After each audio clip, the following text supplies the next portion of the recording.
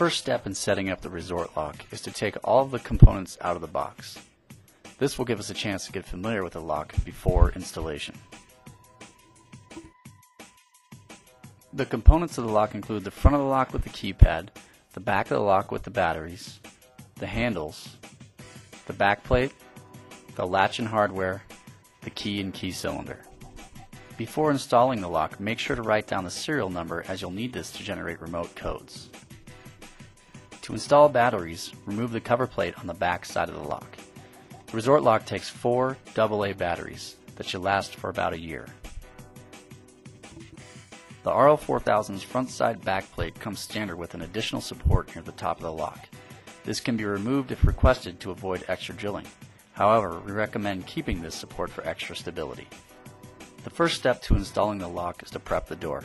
It's likely that your door is already prepped for a cylindrical lock, so all you'll need to do is drill a hole for the upper support. In order to get the proper measurement for the upper support, place the template over the door and line up the cylinder hole. Next, use a 3/8 inch drill bit to drill the upper support hole. The next step is to install the latch. Notice that the latch is adjustable, so it can fit either a 2 3/8 or a 2 3/4 inch back set.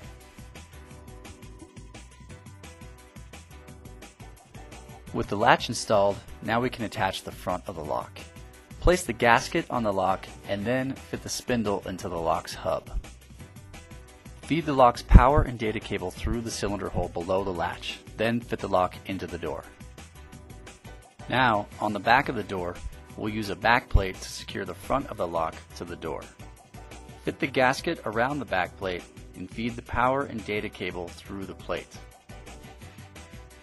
Secure the back plate to the front of the lock with a screw going through the door.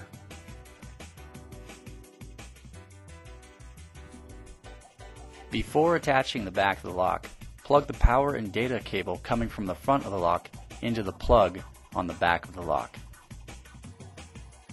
Then secure the back of the lock to the door with 2 screws that go through the door and into the front of the lock. The last step is to attach the handles. To attach the back handle, just slide over the retractable brass tabs. To remove the handle, use a paper clip to press in the brass tab through the small hole in the handle. Next, we'll attach the key cylinder in the front of the handle.